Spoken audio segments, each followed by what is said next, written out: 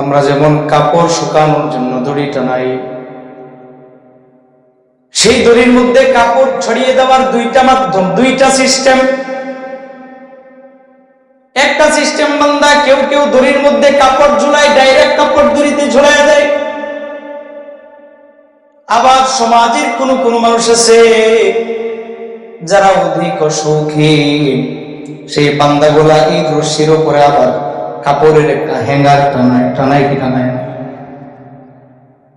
দুইয়ের মাধ্যমে আমরা আমাদের কাপড় গুলাকে ছড়াই দিই। কাপড় ছড়ানোর জন্য বান্দা আমরা যেমন ভাবে দড়ি টানাই, মহান রব আল্লাহ জাল্লা শানুহু আপনার আমার হায়াতটাকে ওই দড়ির মতো প্রথমে এমন ভাবে টানাইছেন। কি করেছেন? এমন ভাবে টানাইছেন।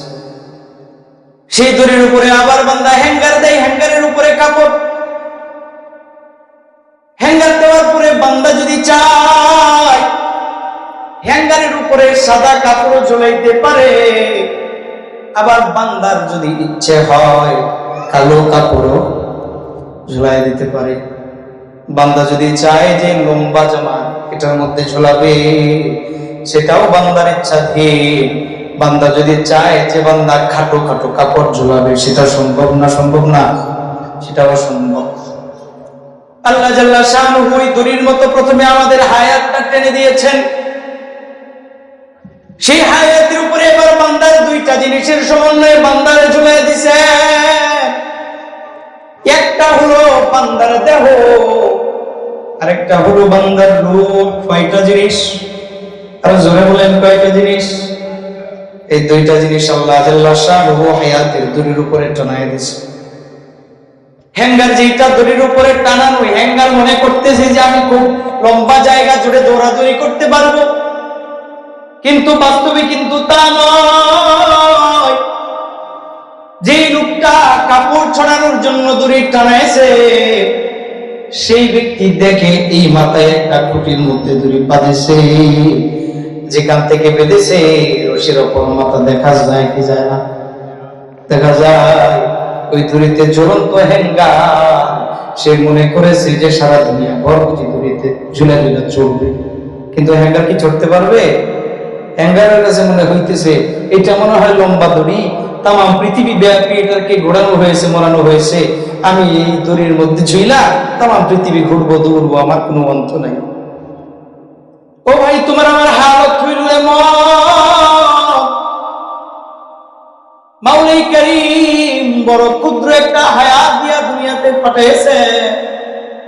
এই দুনিয়াতে তুমি আর আমি আইসা মনে করতেছি হায়াত বুঝি বিশাল লম্বা, অথচ যে মাওলা পাক হায়াত টানাইছে তিনি বলতেছেন যে আমাদের হায়াতটা কত লম্বা না। নির্ধারিত একটা সীমা দিয়া মাওলা পাক আমাদের হায়াতটা এমন ভাবে টানাই দিছে। বান্দা দুনিয়ার কাপড়ের হ্যাঙ্গারে চাইলে যেমন সাদা কালো লম্বা বাটি কাপড় ঝোলানো যায়, এই হায়াত নামের দড়ির উপরে মাওলা পাক তোমার রূহ দেহের সমন্বয়ে যে জীবন দান করেছেন, চাইলেই তুমি মাওলার সেই জিন্দেগিতে মন্দ কাজের প্রভাব ফেলাইতে পারো। আবার চাইলেই বান্দা তুমি তোমার জীবনটাকে দুনিয়ার সবচেয়ে ভালো ভালো কর্ম দিয়া সাজাইতে পারো। আল্লাহ বললেন আলহামাহা ফুজুরাহা ওয়া তাকওয়াহা। বান্দারে দুনিয়াতে আমি আল্লাহ তোমারে পাঠিয়েছি, কথা ঠিক, দুনিয়াতে পাঠিয়ে তোমারে কিন্তু আমি আল্লাহ বর্তন করে দেই নাই। ওয়া আলহামাহা ফুজুরাহা ওয়া তাকওয়াহা। বান্দা যদি চাও তুমি দুনিয়াতে ভালো কাজ করতে পারো, আবার বান্দা তুমি যদি চাও তাহলে মন্দ কাজও করতে পারো। তবে বান্দা চিন্তার বিষয় হইল মাওলা যে হায়াত দিছেন, এই হায়াত যদি একবার কারণ শেষ হয়ে যায় আবার পাওয়া যাবে। কি বলেন? আবার পাওয়া যাবে? আর পাওয়া যাবে না। সুযোগ মাত্র একটাই ভাই, তাই একটাই যেহেতু সুযোগ, এই সুযোগকে কাজে লাগানোর দরকার আছে না নাই? আরো জোরে বলেন, কাজে লাগানোর দরকার আছে না নাই?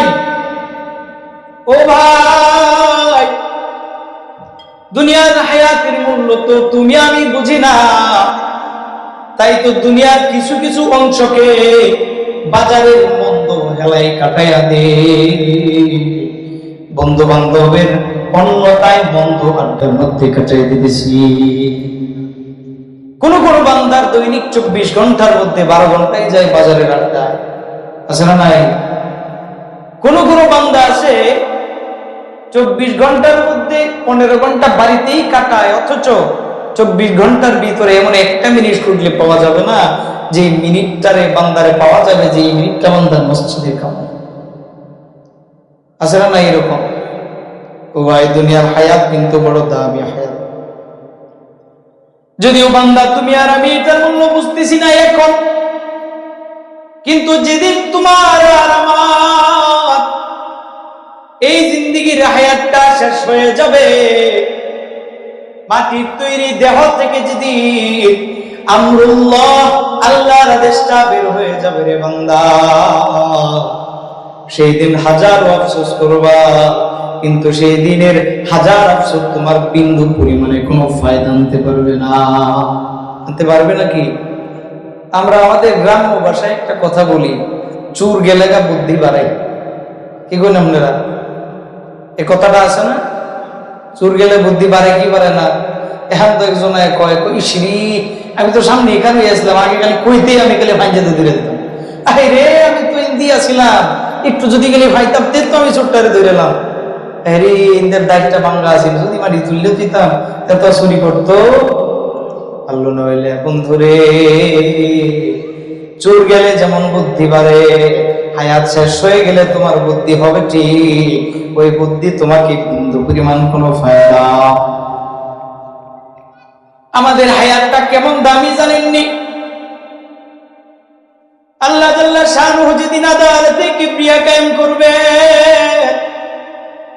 তামাম দুনিয়ার মানুষ, আল্লাহর প্রতিনিধি যারা, আল্লাহর সকল আম্বিয়া কেরাম সহ দামি থেকে অতি সাধারণ মানুষ যেই ময়দানে মাহশারে হাজির থাকবে, সেই ময়দানে মাহশারে আল্লাহ জাল্লা শানুহু জাহান্নামকে হাজির করবেন। কি হাজির করবেন? জাহান্নামকে হাজির করবেন। আল্লাহ জাল্লা শানুহু সূরাতুল ফজরের শেষ দিকে বলেছেন, ওয়াজিআ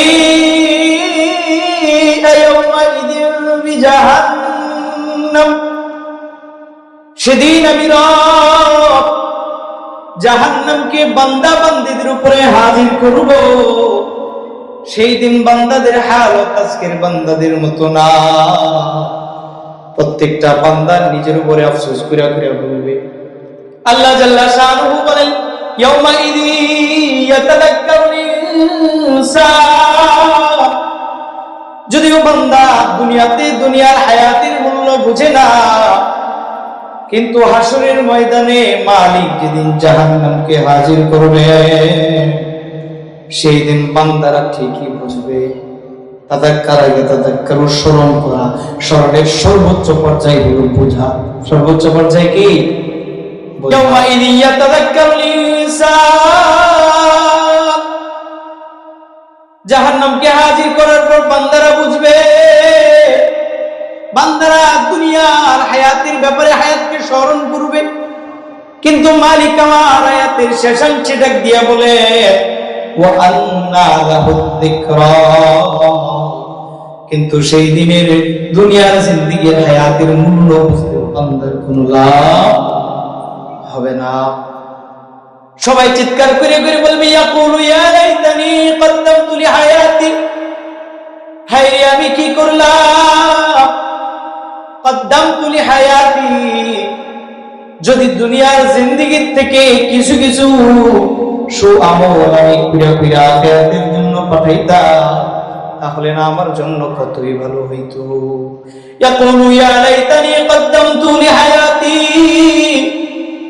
যদি আজকের হাসরের বিচার দিবসের জন্য দুনিয়া থেকে আমি কিছু কিছু আমল পাঠিয়ে দিতাম, এই হালত জাহান্নামী হালত আজকে আমার হইতো না। কিন্তু বান্দার চিন্তার বিষয় হইল, ময়দানে মাহশারে যদি দুনিয়ার হায়াতের মূল্য বুঝি, আমাদের কোনো লাভ হবে না। আমাদের কোনো লাভ হবে? হাসরের ময়দানে যে আপনি আমি আফসোস করব, এই আফসোসের বাস্তবতাটা কেমন। আমি প্রায়শই এই ঘটনাটা বলে থাকি। কৃষক ভাই তার খেতে গেছে হাল করার জন্য। এখন তো আমরা মেশিন দিয়ে হাল করি। আমরা যারা পুরানো মানুষ আছি, আগে কি মেশিন টিশিন আছি, টন আছি আর আছি লাঙ্গল, এটাই তো কোদাল শ্রেণী গোতায়া গাতায়া উলট ফালট করে একটু খেদমত করতে, এরকমই তো ছিল নাকি। এক কৃষক বান্দা তার খেতে গেছে লাঙ্গল নিয়ে। কি নিয়ে গেছে ভাই? বেচারা যখন সামনের দিকে লাঙ্গল টানতে টানতে খেতের মাঝ বরাবর হঠাৎ করে বান্দার লাঙ্গলটা আটকে গেছে। বান্দার লাঙ্গল এমন পজিশনে পড়েছে, বান্দার সামনে টানলে সামনে আসে না, পিছনে ধাক্কা দিলে পিছনেও যায় না। বান্দা মনে করলো কোনো গাছের শিকড় টিকড় হয়তো বা যে কাইটা ঢুকে গেছে, এখন আর টানতেছি আসে না, ধীরে রাখছে বিদায় টানলেও যায় না। এবার বান্দা হাতে দেখা শ্রেণী দিয়া মাটি খুঁড়তেছে। ক্ষুদ্র একটা গাথা যখন গর্ত যখন বান্দা খনন করেছে,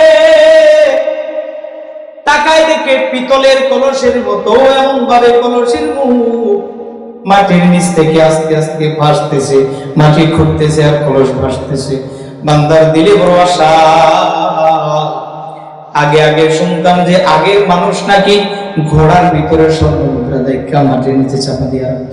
আপনারা কোন শুন নাই? তা আগের যুগে তো ব্যাংক ব্যালেন্স আসেন না, স্বর্ণকারের ঘরে অত বড় বড় বাষ্প আসেন না। আগে কি করতো, ঘরে ঘোড়ার ভিতরে টাকা নিরাপত্তার জন্য মাটির নির্ধারিত একটা জায়গাতে কি করতো, ওইটা রাখতো। কৃষক ভাইয়ের দিলে বড় আশা, হাইরে আমি মনে হয় ভক্ত ধন পেয়ে গেছি,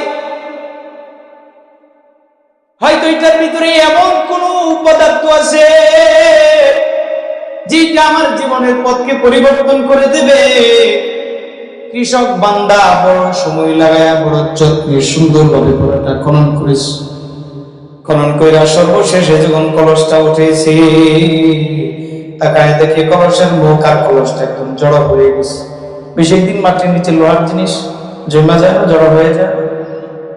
বহু কষ্ট করে বান্দাটা কলসের মুখটা খুলছে, কিন্তু না রে বান্দা না। বান্দার দিলে যে আশা ছিল কলসের মুখ খুললা দেখে কিচ্ছু এরকম কিচ্ছু নাই। ওই কৃষক বান্দাটা বড় আফসোস করে বলে, হাইরে কতটা সময় লাগাইয়া পিতলের কলসটা মাটির নিচ থেকে তুললাম, ভাবছিলাম মনে হয় স্বর্ণের টাকা পয়সা থাকবে। কিন্তু বান্দা এবার তাকায় দেখে কলসের ভিতরে কালো কালো কিছু পাথর রাখা আছে। কি রাখা আছে? কালো কালো পাথর। বেচারা চিন্তা করতে লাগলো, পাথরগুলা যদি জমিনের কোথাও এক জায়গাতে ঢেলে দেই ফসলের সমস্যা হবে না, ফসল ফল পাবে না। চিন্তা করলো কলসটা বাড়িতে যায় সার্ভিসিং করে ব্যবহার করা যাবে, কিন্তু পাথর যেগুলো আছে ওইগুলা দিয়ে কি করা যায়? চিন্তা করতে করতে ভাবলো, খেতে যখন বীজ বপন করবো, পাখি কবুতর খেতের বীজ খাইতে আসে কি আসে? নরগম ফলাই লাগিয়ে না খাইতো, ভুট্টা ধান জ্বালা ফলাই লাগিয়ে না খাইতো। তার বেচারায় চিন্তা করলো, পাথরগুলা খেতের কোনা জমাই রাখি, যখন কবুতর পাখি আসবে পাথর দিয়া কি করবো? ঢিল দিব। আপনারা ঢিল দেন না? ধান লাগতে এলে মুরগিরে ঢিল দেন না? বেচারা মনে করছে এগুলা কি সাধারণ পাথর। এই বেচারায় ওই কলসের যত কালো পাথর ছিল সবগুলা ক্ষেতের এক কোণের মধ্যে ঢেলেছে। বান্দা যেদিন বীজ বপন করেছে, পরদিন সকালে বান্দা চলে আসছে। সারাদিন বয়া বয়া পাথর গুলা দিয়া ছুড়ে আর কবুতর তাড়াই, উইরা উইরা যত পাখি কোলাই সাপ করে যায়। ক্ষেতের কোণে বৈশা বৈশা ওই পাথর গুলা নিয়ে নিয়ে পাখি তাড়াই, কবুতর তাড়ায়। সন্ধ্যা যখন হয়ে গেছে, একটা পাথর আর জমা নাই, সব পাথর ঢিল দিয়া ছুড়ে ফেলে দিছে। বান্দা বাড়িতে চলে গেছে। সন্ধ্যাবেলায় তার পাশের ক্ষেত্রের আরেক ভাই শিক্ষিত মানুষ, ক্ষেতের হাইল দিয়া যখন বান্দা হাঁটে, তাকায় তাকায় দেখি কিছু কালো কালো পাথর। শিক্ষিত বান্দাটা হাতে পাথরটা নিয়া উল্টায় পাল্টায় দেখে পাথর কালো কাটাচ্ছি, কিন্তু এটা কিন্তু সাধারণ পাথর না, এটা হলো কালো স্বর্ণ। এটা কি? কালো স্বর্ণ। ওই শিক্ষিত বান্দাটা মনে করলো যে না না, কাউকে বলা যাবে না, আমি চুপচাপ করে সব কুড়ায় নিয়ে যাই। বিশাল বড় ক্ষেতের মধ্যে বান্দা যখন পাথরগুলো কুড়াইতে কুড়াইতে প্রায় আধার হয়ে গেছে। আগে তো আর এমন ভাবে টর্চ লাইট ছিল না যে এই মাথা থেকে ধরলে ওই মাথায় দেখা যায়, এগুলা ছিল নাকি? ল্যাম্প ছিল ছোট ছোট, ওই আগুনের কি যা ছিল হারিকেনটা দিকে। আধারের মধ্যে অন্ধকার বস্তু এত খুঁজে পাওয়া সম্ভব না, বড়ই দুষ্কর। শিক্ষিত বান্দাটা তামাম ক্ষেতের মধ্যে ঘোরাঘুরি করিয়া যতগুলো পাথর ছিল মোটামুটি ভাবে সবগুলো করে বাড়িতে নিয়ে গেছে। বাড়িতে নিয়ে গেছে, বড় বড় হইচই। কি হয়েছে? তার পাশের ক্ষেতের থেকে হাজারে হাজারে কালো স্বর্ণ করে নিয়ে আসছি। পাশের বাড়ির এরা মনে করতেছে, হ্যাঁ যেহেতু আদানদারের মধ্যে এই কালো পাথরগুলো পাইছে, সবগুলো তো আর আনতে পারে নাই, কিছু কিছু তো বাকি রয়ে আয়। তা তারা চিন্তা করলো যে আমরা আগামীকালকে সকালবেলায় একদম সুবহে সাদিকের সময় ফজরের আজানের আগে ওইটা ওই খেতে চলে যাব, যাতে করে আমরাও কিছু কুড়াইয়া আনতে পারি। ওই বান্দাগুলা তাদের কথা মতো সুবহে সাদিক ফজরের পূর্বেই চলে গেছে ক্ষেতের কিনারে। যেই লোক পাথরগুলা ঢিল দিয়েছিল সেই চিন্তা করতেছে রাত্রে বাড়ি শুইয়া যে পাখি কবুতর তো সকাল সকাল বেশি পড়ে না, কারণ সারা রাত্র তো ক্ষুধা উদর পূর্তি করার জন্য তো তাদের ঘোরাঘুরি করতে হবে, সকাল সকাল করে। তা ওই কৃষক মূর্খ বান্দা মনে করতেছে যে একটু সকাল সকাল আমার যাওয়া লাগবে, আর যদি আমি সকাল 8টা-10টায় যাই তাহলে যাই দেখুন বীজ সব খায় শেষ করে দিছে। ওই বান্দাটাও ঠিক সুবহে সাদিকের পর ফজরের আজান যখন হয়, কৃষক বান্দাটাও তাড়াতাড়ি করে নিজের ক্ষেতের কিনারে আসে। ক্ষেতের কিনারায় এসে তাকায় দেখে 4-5 জন ব্যক্তি তার ক্ষেত জুড়ে এমন ভাবে দৌড়াদৌড়ি করতেছে, ছোড়াছুড়ি করতেছে। ডাক দিয়ে বলে, কি রে তোরা কি করতেছিস? আমার ক্ষেতের কাম দিছিস, আমার ক্ষেত নষ্ট করে লাইছিস, ব্যাপারটাকে তোরা করস কি? একজনে ডাক দিয়া বলে, ভাই তোমার ক্ষেতের মধ্যে হাজার হাজার কালো সোনা, একটা কালো স্বর্ণ কি তোমার চোখে পড়ে না? এবার ওই বান্দা ডাক দিয়া বলে, হাই কি বলো তোমরা, কি বলো এগুলা? আমাদের পাশের বাড়ির ভাই গতকালকে সন্ধ্যাবেলায় বহু কালো স্বর্ণ টুকাই করে নিছে, শুনলাম তোমার ক্ষেত্র থেকে নাকি করাইছে। ও ভাই সেই জন্য দেখা পাওয়ার জন্য আমরাও সকাল সকাল চলে আসি। কৃষক বান্দা এবার ক্ষেতের কিনারায় চিৎকার দিয়ে বলে, হায় আমার আফসোস, আমি এটা কি করেছি? যদি কোনো না থেকে একটা পাথর আমার হাতে থাকতো, একটা পাথর দিয়া হইলেও তো আমার জীবনের পথ পরিবর্তন হয়ে যেত, আমি কোটিপতি হয়ে যেতাম, আমি লাখপতি হয়ে যেতাম। অথচ যে 1000 কোটি টাকার মাল স্বয়ং আমি মালিক ছিলাম, সেটা যেই মালামালটা স্বয়ং আমি কৃষকের হাতে ছিল, নিজের হাতে ধইরা চিনতে না পারার কারণে আমার হাতে থাকা 1000 কোটি টাকার সম্পদ আমি নিজে মানুষের বিলায় দিয়ে দিলাম। অথচ আমি জানিও নাই যে এগুলা কত দামি সম্পদ, মূল্যবান সম্পদ, চেনে নাই, বুঝতে পারেন। ভাইরা আমার, এই হইল আপনার আমার হালত। দুনিয়াতে হায়াতের জিন্দেগিতে তুমি আর আমি আছি, কিন্তু তুমি আর আমি হায়াতের মূল্য বুঝি না। কিন্তু রে ভাই, যেদিন তোমার আমার হায়াতটা শেষ হয়ে যাবে, তুমি আর আমি যেদিন ময়দানে মাহশারে উঠে দাঁড়াবো, সেই দিন নিজের প্রতি ধিক্কার জানায় জানায় বলবো, ভাই রে অমুক সময় কেন বাজারে ছিলাম, যদি মসজিদে বৈশা থাকতাম তাও তো আমার অনেক লাভ হইত। কৃষক বান্দা যেমন লক্ষ কোটি টাকার সম্পদ বিলায় ছুড়ে ফেলে দিছে, ও ভাই তোমার আমার হায়াতটাও কিন্তু আমরা এরকম ছড়াই ছিটে ফেলে দিছি। দৈনন্দিনের কিছু সময় চইলা যায় বাজারে, দৈনন্দিনের কিছু সময় চইলা যায় খেতে খাবারে, দৈনন্দিনের কিছু সময় চলে যাইতেছে তোমার আমার চাকরির অফিসে, কিন্তু হায়াতটা যে কাজের জন্য রব আমার দিয়েছে 24 ঘন্টায় তৈরি হিসেব করো যে তোমার কয় ঘন্টা মালিকের কাজে লাগবে। চিন্তা করার দরকার আছে না নাই? ভাইরা আমার, শুধু তাই নয়, যারা জান্নাতি তারাও আফসোস করবে, যারা জাহান্নামী তারা তো আফসোস করবেই, যারা জান্নাতি তারাও আফসোস করবে। কিছু কিছু জান্নাতি ব্যক্তিরা বলবে, মালিক গো, হাই রে, অমুক রাত্রে কেন ঘুমাইছিলাম, যদি আর অল্প সময় আমি না ঘুমায়া মসজিদে যায় বসে থাকতাম, জান্নাতে আমার মর্যাদা আল্লাহ পাক আরো বাড়ায় দিতেন। জান্নাতীরা আফসোস করবে।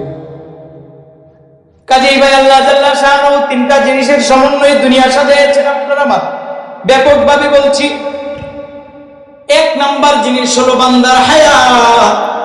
যে হায়াতের উপরে মালিক আপনারে আমারে ঝুলাই দিয়েছেন। আল্লাহ জাল্লা শাআনহু সেই হায়াতের উপরে আপনারে আমারে কি করছেন? ঝুলাই দিয়েছেন। রূহ এবং দেহের সমন্বয়ে আল্লাহ জাল্লা শাআনহু কাপড় এই দড়ি টানানোর পরে হ্যাঙ্গার লাগানোর মতো আপনার এবারে দিছে। এবার বান্দা হ্যাঙ্গারের উপরে চাইলে সাদা কাপড় ঝোলানো যায়, কালো কাপড় ঝোলানো যায়, লম্বা জামাও ঝোলানো যায়, আবার বান্দা কাপড় জামাও ঝোলানো যায়। আল্লাহ জাল্লা শাআনহু আপনারা এবারে হায়াত দিয়া রূহ এবং দেহের সমন্বয়ে ঝুলাইছে। আপনি চাইলে ভালো কাজের দ্বারাও সাজাইতে পারেন, আবার চাইলে মন্দ কাজের দ্বারাও পারেন। কি পারেন না?